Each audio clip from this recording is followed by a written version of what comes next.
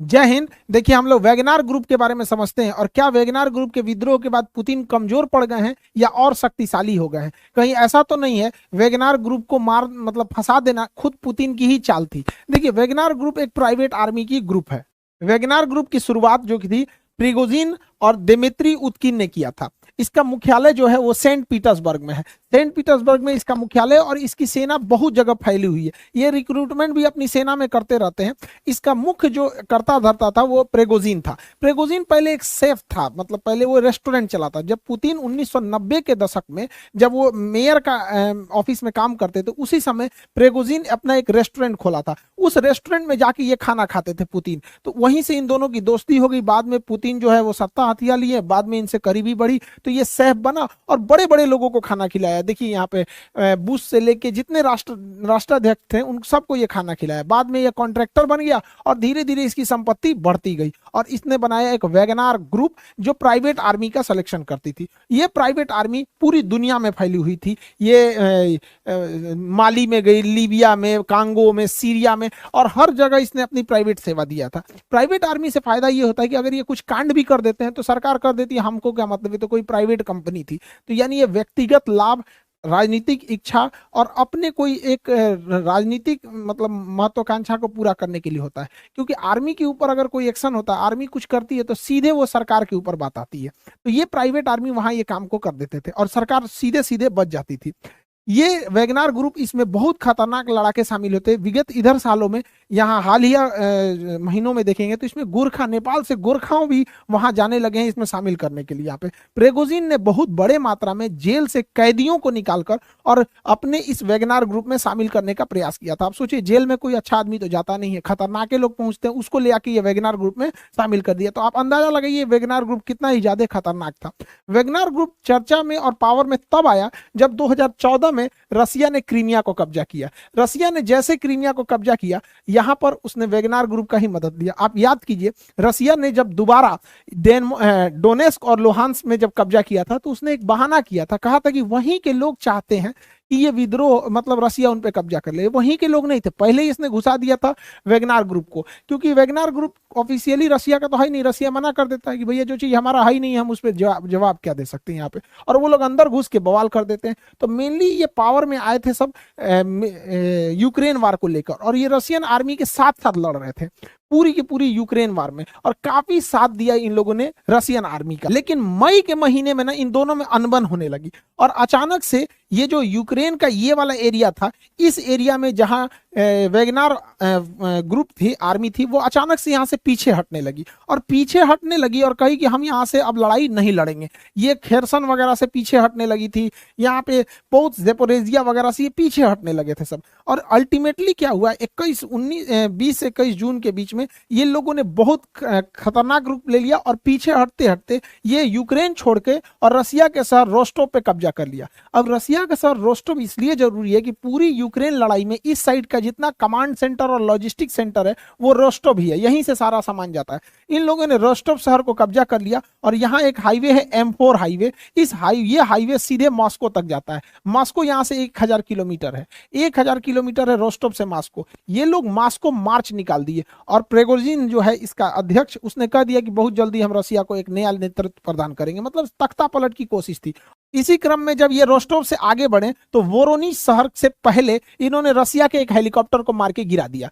अब वोरोनिज शहर के जब रसिया के हेलीकॉप्टर को मार के गिराया, तो जैसे ही इनकी आर्मी यहाँ रोस्टोव से पार करते हुए वोरोनिज शहर तक पहुंची, तो यहाँ पे रशियन आर्मी और ये वैगनार ग्रुप के बीच फाइट हुआ, और ये फाइट खत्म करके ये वैगनार ग्रुप आगे बढ़ने लगी रसिया से, और यहाँ से 200 किलोमीटर पहुंची तो ये मॉस्को से की ओर जाने वाली सारी सड़कों को घेर दिया गया। लेकिन 200 किलोमीटर दूर वैगनार ग्रुप रुक गई। इसी बीच क्या हुआ कि यहाँ से बेलारूस की एंट्री होती है। बेलारूस कहता है प्रेगोजिन को, समझौता करा देता है। प्रेगोजिन यहाँ से बेलारूस चले जाते हैं, और यहाँ से वो आदेश देते हैं कि यहाँ से उनकी सेना अब लौट जाएगी। अब यहाँ से वैगनार ग्रुप जैसे आई थी, वैगनार ग्रुप यहाँ से फिर से उसी तरह से वापस लौट गई यूक्रेन के रास्ते। लेकिन पुतिन इस पर पूरी तरह से भड़क चुके हैं। पुतिन ने सबक सिखाने का ठान लिया है वैगनार ग्रुप पर।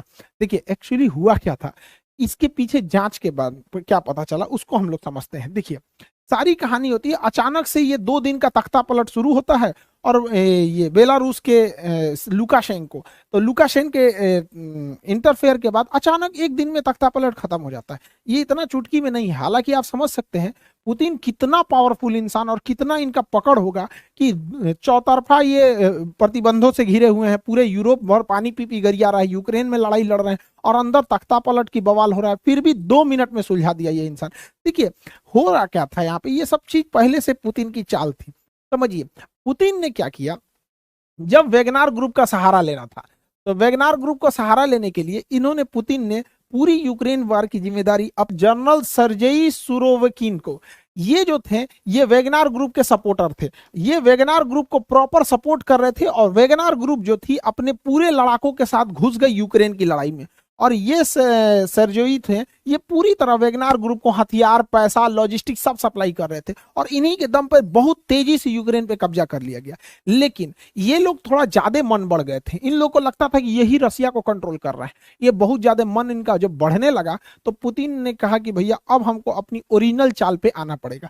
इसने क्या किया, सेर्जेई को पद से हटा दिया और सेनापति बना दिया। अगला जनरल जो नियुक्त कर दिया, जिसके कंट्रोल में पूरी यूक्रेन वार होनी थी, वो बना दिया वेलेरी जेरासिनोव। इस स्टूडेंट का नाम वो होता है, लगता है दवाई वही का नाम है, वेलेरी जेरासिनोव। इनको बना दिया सेनापति। अब भैया ये ठहरा इसके खिलाफ, इनके खिलाफ। इसने क्या किया, इनको पैसा देना रोक दिया, इन्हें लॉजिस्टिक सप्लाई देना रोक दिया, हथियार देना रोक दिया, खाना पीना सप्लाई रोक दिया। अब ये भैया ही भड़क गया, ये बोला भैया तुम तो बहुत अच्छा थे, ये इन दोनों में पहले से खुन्नस चलता है भैया यहाँ पे।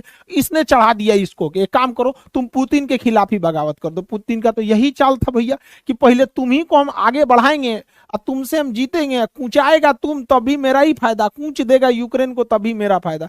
ये बेचारा फंस गया इसी चक्कर में। यहाँ पर आ गए वेलेरी जेरासिनोव, ये पूरी तरह से सप्लाई रोक दिए, जिस वजह से ये भड़क गया और कहा हमें हथियार नहीं मिल रहा है, पैसा नहीं मिल रहा है, सप्लाई नहीं मिल रहा है, खाना नहीं मिल रहा है, लॉजिस्टिक नहीं मिल रहा है, सपोर्ट नहीं मिल रहा, हम जाके मास्को पे चढ़ जाएंगे। कहा सजरा तो नहीं आओ तोरा बताते हैं। पहले से लुकाशेंको को रेडी रखा गया था। इसी बीच ये लोग आ गए और पूरी तरह से एक दिन में सारा मामला खत्म हो गया और वेगनार ग्रुप कमजोर हो गया। देखिए अमेरिका इस घटना का थोड़ा भी विरोध नहीं किया।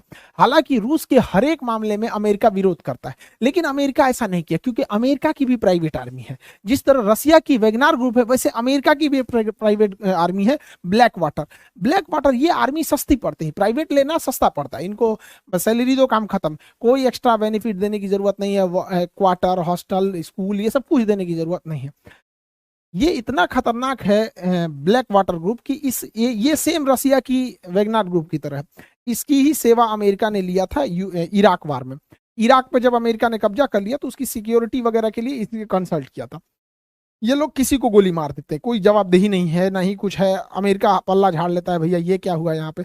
एक बार एक इराक में एक गाड़ी आ रही थी, इन लोगों ने उस गाड़ी के ऊपर हमला कर दिया, बेचारे 2007 की ये घटना है, उसमें 17 सिविलियन लोग मर गए वहां पे, तहस नहस हो गया। आज इराक का क्या हाल है, बर्बाद करके चले गए सब, यहाँ पे तहस नहस कर दिया यहाँ पे। बाद में इसकी बहुत छीछालेदर हुआ, किरकिरी हुई तो इसका नाम बदल के एकेडमी रख दिया गया। दोनों बात बराबर ही, लेकिन इस तरह के मामले में अमेरिका नहीं बोला होगा। तो मतलब ये हम बता रहे हैं कि देखिए अमेरिका क्या चीज करता है। अब इसमें अपने मेन टॉपिक पे आते हैं। ये बेचारा फंस गया। अब जब ये फंस गया तो पुतिन प्रेगोजिन को कहा कि आप चले जाइए बेलारूस। बेलारूस पुतिन का एकदम समझिए सेकंड हाउस कहा जाता है पुतिन को। और यहाँ पुतिन भेज दिया किनको, इनको प्रेगोजिन को, और कह दिया गया कि आपकी सेना का मर्जर कर दिया जाएगा। अब जितने भी वेगनार ग्रुप की सेना है उन सेना का मर्जर कर दिया जाएगा रसिया में। रसिया में एक अलग बटालियन बना दी जाएगी, वेगनार ग्रुप का अलग बटालियन, उसका कमांड रसिया ही देखेगा, सब कुछ देखेगा यहाँ पर। और इनको ना बेलारूस में रख दिया गया है। इसके अलावे जो इनका सपोर्ट करने वाले ये जो सेर्जेई सेनापति थे ये गायब है रसिया में, अभी मिल नहीं रहे। इनकी पत्नी खोज रही है, फोन लगा रहे हैं, नहीं मिल रहा है, फोन लगभो नहीं करेगा।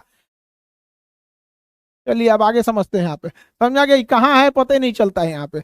अब उनका फोन ऑन नहीं लग रहा है, आगे देखते हैं हम लोग। यहाँ पे देखिए ध्यान से, तो ये इनको बेलारूस भेज दिया गया इनकी पूरी सेना में। अब क्या किया गया है, अब कमांड दिया गया चेचन लड़ाके जो यहाँ पे रमजान कादिरोव को। पुतिन के सबसे भरोसेमंद अगर कोई है वो रमजान कादिरोव है। ये चेचन लड़ाके ये सबसे खूंखार माने जाते हैं। अब जो लड़ाई का रुख होगा वो कंप्लीट चेंज हो जाएगा, जो पहले नहीं हुआ था अब होगा। अब रसिया भयानक रफ्तार से हमला करेगा और यूक्रेन पे 3 तरफा हमला कर देगा। अब प्रेगोजिन जो है वो बेलारूस से हमला करेगा अपने वेगनार ग्रुप के लड़ाकों के साथ। तो यहां बेलारूस से हमला कर देगा प्रेगोजिन, और यहां रसिया से हमला करेगी उसकी मेन आर्मी। और ये रसिया का ये एरिया चेचन्या कहलाता है।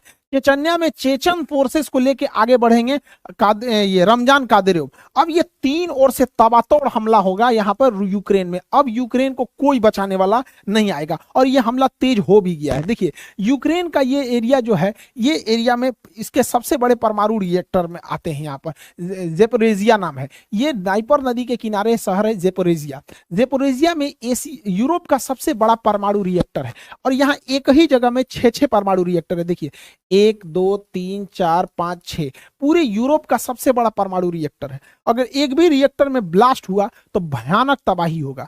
ऐसे ही तबाही यूक्रेन एक बार देख चुका है। 1986 में इसका एक शहर था जिसका नाम है चेर्नोजेम। चेर्नोजेम में 1986 में एक रिएक्टर में ब्लास्ट हो गया था, केवल एक रिएक्टर में ब्लास्ट हुआ था, और वो रिएक्टर इससे छोटा था।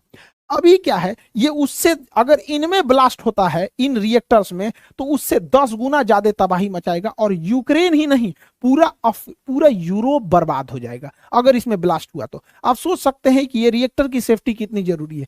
लेकिन आपको लगता है ये सेफ्टी जरूरी है, लेकिन जरा ध्यान दीजिए, ये वही रिएक्टर है 6 ठो जो हम आपको सैटेलाइट इमेज में दिखा रहे हैं। 6 रिएक्टर दिखेंगे, 1 2 3 4 5 6 ये रिएक्टर है। और ये देखिए धमाका कहां तक हुआ है, ये रिएक्टर के कितने पास धमाका हुआ है, और इसमें रशियन आर्मी घुस चुकी है। रशियन आर्मी घुस चुकी है